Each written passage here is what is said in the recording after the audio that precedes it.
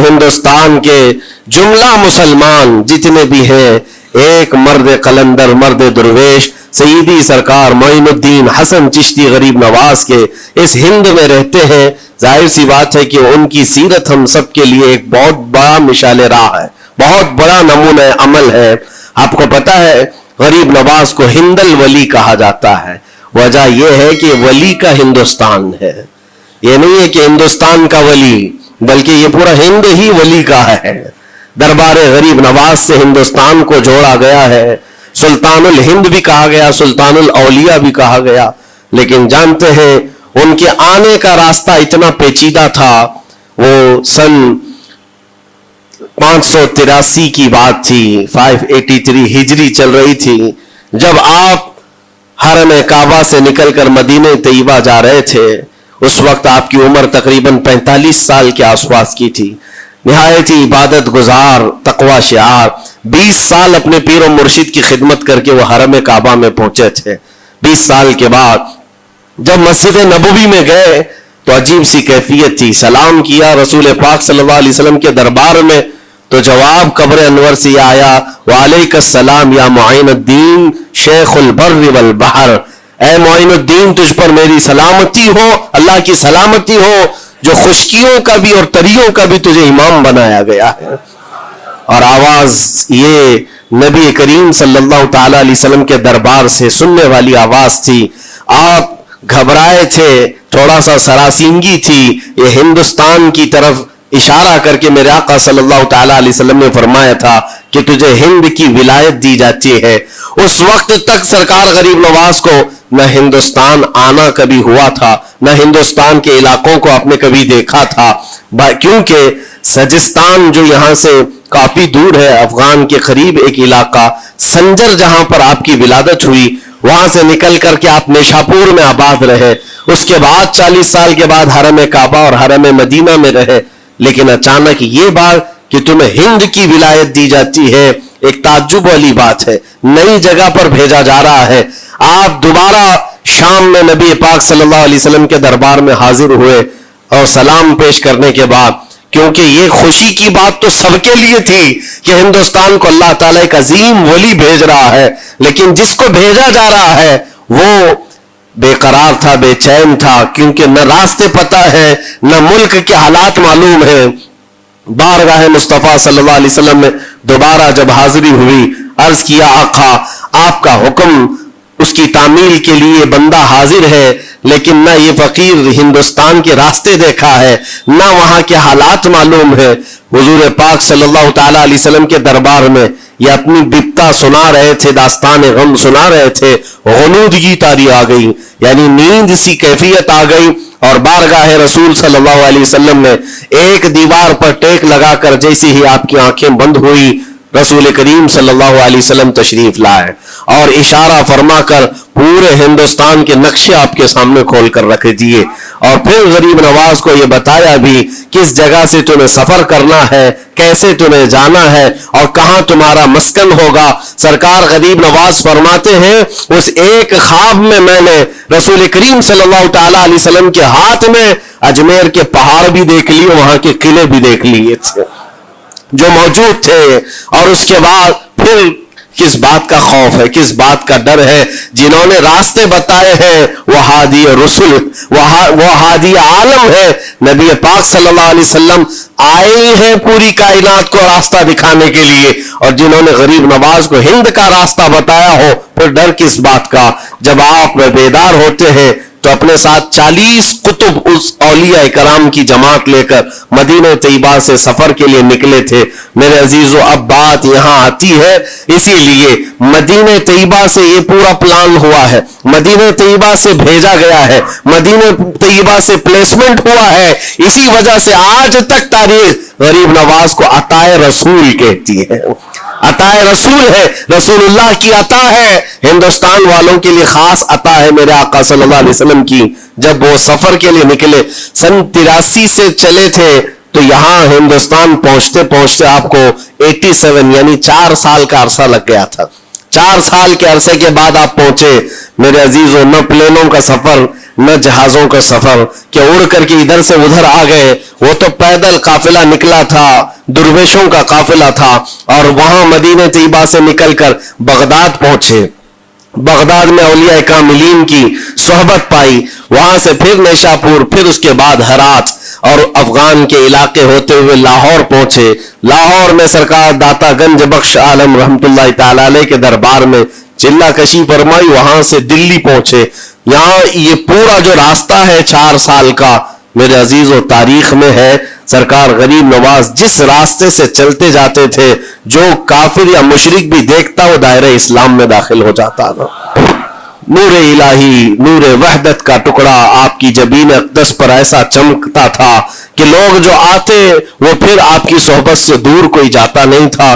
दिल्ली में जहां आप आए, ये एक अजीब इत्तेफाक है, उस वक्त खांडे राव एक बड़ा राजा था, उसका किला था, उसके सामने ही आपने पड़ाव डाल लिया। सरकार गरीब नवाज रज़ियल्लाहु तआला अन्हु की ये दास्तान, ये तारीख, वहां पर आपने अपना पड़ाव डाल लिया। और इन बुत परस्तों के लिए एक बड़ा पेचीदा मसला था कि एक दुर्वेश आया है। एक बात मैं आपको बताऊं, ये जो तासुब आज फैला हुआ, ये जहर फैला हुआ, ये आज का नहीं है, ये बाप दादाओं के पुश्त में भी इनके मौजूद रहा है। इस्लाम और मुसलमानों के खिलाफ जहर मुशरिकीन के दिलों में ये बहुत पुरानी चीज है, नई नहीं है, बहुत पुरानी चीज है। तासुब दिलों के अंदर कुढ़न रखना और कभी एक्सेप्ट ना करना, ये सरकार गरीब नवाज जिस दिन हिंद में कदम रख रहे, उसी दिन से आपने इसको फेस किया है, उसी दिन से आपने इसको देखा है। और वहां पर खांडे राव की जमात ने बहुत कोशिशें की कि ये दिल्ली में दाखिल हुआ, यहीं से इनको खत्म कर दिया जाए, निकाल दिया जाए। लेकिन अजीब इत्तेफाक ये है कि ये जो जमात आई थी सरकार गरीब नवाज के साथ, न इनके हाथों में तलवार है, न भाले हैं, न चाकू है, न छुरी है, ये तो गुदड़ियां पहनी हुई दुर्वेशों की जमात थी। गुदड़ियां पहनी हुई दुर्वेशों की जमात जो झोले में सूखी रोटी रखते थे और पानी में भिगोकर खा लिया करते थे। इनके पास न कोई हथियार है, न कोई सामान है, हर सामान जंग है। इनको निकाला जाए तो किस बात से निकाला जाए, हिम्मत भी ना होती थी। यहां तक कि जो आपको वहां से जाने की बात करने के लिए आता था, थोड़ी देर महफिल में बैठता और खड़ा रहता और कलमा पढ़कर फिर मुशर्रफ ब इस्लाम हो जाता। दिल्ली के अंदर एक दिन के अंदर 1000 लोग इस्लाम में दाखिल हुए थे। सरकार गरीब नवाज रज़ियल्लाहु तआला अन्हु ने तलवार से इस्लाम में दाखिल नहीं किया है, ना ही किसी को डरा धमका करके। वो सूखी रोटी खाने वाले किस बात से डराते लोगों को? उनके पास कौन सा एटम बम था? यहां मौजूद जो राजे महाराजे थे उनके पास फौज भी थे, हाथी भी थे, घोड़े भी थे, सब कुछ था। लेकिन आने वाला मर्द कलंदर क्या लेकर के आया था, तारीख में बताया जाता है ये वो जमाना था जब शिहाबुद्दीन गौरी हिंद के ऊपर हमले करके यहां पर आने की कई मर्तबा कोशिश किया। ये अफगान का बादशाह था शिहाबुद्दीन गौरी, जब हिंदुस्तान पर कई मर्तबा हमले करके नाकाम लौट रहा था, बीच रास्ते में इन फकीरों की जमात से बादशाह की जमात की मुलाकात हो गई। सिपाही जा रहे थे शिकस्त खाकर और ये दुर्वेशों का काफिला इधर आ रहा था। देखा पहचानी सी सूरतें लगती हैं, जाकर के एक सिपाही ने पूछा, बाबा आप लोग कहां जा रहे हैं? तो बाबा जो जमात में आ रहे थे उन्होंने कहा हिंदुस्तान फतह करने जा रहे हैं। बड़ी बात है, गुदड़ियां पहने हुए, पैवन लगे कपड़े हैं, झोलियां लटकाए हैं। और उसने देख करके कहा मारा सिपाही ने, कहा ये देखते हो हमारे बादशाह की फौज है, इसमें हाथी घोड़ों की तादाद देखो, जरा सामान जंग तो देखो, इसमें नेज़े तलवारों की छनक तो देखो, और आप ये चंद फकीरों की जमात लेकर हिंद फतह करने की बात कर रहे हैं। तब सरकार गरीब नवाज के कानों में आवाज आई तो आपने कहा उससे कह दो फर्क यही है, तुम जब लड़ने के लिए जाते हो तो यही हाथी घोड़े और तलवारों के भरोसे जाते हो, मोइनुद्दीन सिर्फ अल्लाह उसके रसूल के भरोसे जा रहा है। हमारे पास जो ताकत है वो अल्लाह उसके रसूल के साथ होने की ताकत है। आज के जमाने में गरीब नवाज का यह जुमला हमारा हौसला बढ़ा देता है, कोई हो या ना हो अल्लाह हमारे साथ है, अल्लाह हमारे साथ है। हालात जितने भी बदलते जाएं, लेकिन मेरे अजीजों अल्लाह हय्य क़य्यूम हर चीज को देख रहा है। सरकार गरीब नवाज दिल्ली के सरजमीन पर आप बैठे हुए थे अपने सूफिया की जमात के साथ, ایک دسترخوان لگا ہوا تھا. دسترخوان لگا ہوا ہے, اولیاء اکرام کی جماعت ہے, ایک دوسرے سے بات چیت کر رہے ہیں. دلی میں اس وقت حالات عجیب تھے. ایک چھوٹا سا لڑکا جس کی عمر 13 یا 14 سال کی رہی ہوگی, وہ اپنے ہاتھ میں کھٹوری اور ایک تیر اور ترکش لے کر کے سامنے سے جا رہا تھا. اولیاء کی نظر اس پر پڑی. سرکار غریب نواز نے نظر اٹھا کر دیکھی, اور سامنے سے مجمع سے جانے والے بچے بہت سارے ہوتے ہیں, کوئی آیا گیا, لیکن غریب نواز نے نظر اٹھا کر دیکھا اور پھر صوفیہ کی جماعت سے کہا کہ دیکھنا یہ کل دلی کا بادشاہ بن کر کے نکلے گا, ہندوستان کی پوری سلطنت اس کے پاس ہوگی. تاریخ میں موجود ہے غریب نواز کی زبان سے نکلا ہوا یہ جملہ. وہ لڑکا کوئی اور نہیں تھا, سلطان شمس الدین التمش, جو ہندوستان کا طاقتور بادشاہ بن کر کے نکلا تھا. یہ غریب نواز کا ہندوستان کل بھی تھا, آج بھی, اور ہمیشہ رہے گا انشاءاللہ. سرکار غریب نواز کا پھیلایا ہوا یہ چراغ کبھی پھونک کے پھونکوں سے بجھایا تو نہیں بجھایا جا سکتا. آپ دلی کی سرزمین سے جب اجمیر معلیٰ پہنچے تھے, یہ تقریباً 7 مہینے کا سفر تھا غالباً. اس سفر کے دوران کئی ہزار لوگ اسلام میں داخل ہوئے تھے, اور آپ کو اس کے بعد کی تاریخی حالات معلوم ہے. جادوگروں نے مقابلہ کیا, راجوں مہاراجوں نے, بادشاہوں نے مقابلہ کیا, اور فوج نے مقابلہ کیا, نہ جانے کتنے لوگ. ایک بار تو ایسا ہوا کہ انا ساگر کی اس پہاڑی پر آپ ذکر میں مشغول تھے.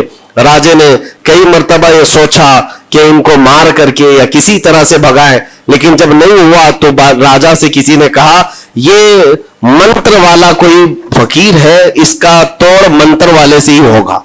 تو اس وقت جو بہت بڑا ان کا ایک منتر جاپ کرنے والا پجاری تھا, اس وقت اس تاریخ میں اس کا نام رام دیو بتایا گیا ہے, یہ والا نہیں ہے, اس زمانے کا تھا. اور اس کو راجا نے جا کر کہا, وہ کبھی کسی سے مقابلے کے لیے آیا نہیں تھا, اس نے حامی بھر لی کہ ہاں ٹھیک ہے, میں جاؤں گا, دیکھتا ہوں کون فقیر آیا ہماری اس دھرتی پر, اور میں جاپ کروں گا, اگر جادو ہے تو جادو سے میں کاٹ دوں گا.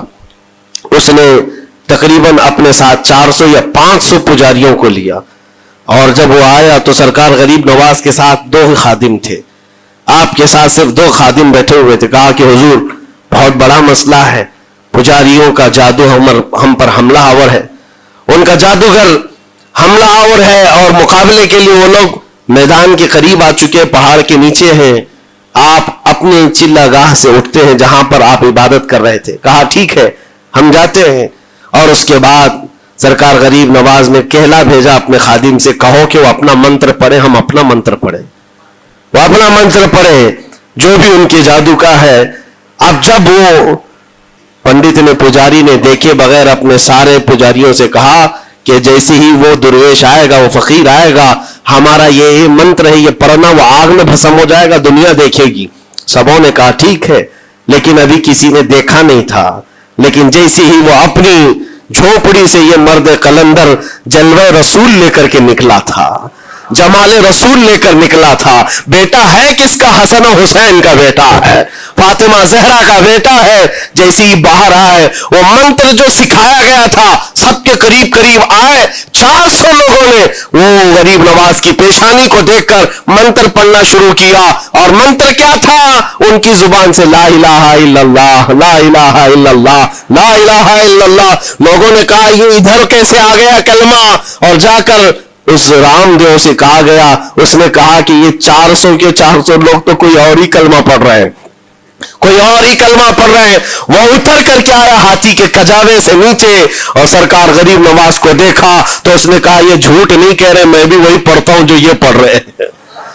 آپ کو تاریخ میں پتا ہو کہ اس کا نام سرکار غریب نواز نے شادی دیو رکھا اور اپنے مریدین میں شامل فرمایا, اور زندگی بھر سرکار غریب نواز کے خلفاء میں اور آپ کے خادموں میں شامل رہا.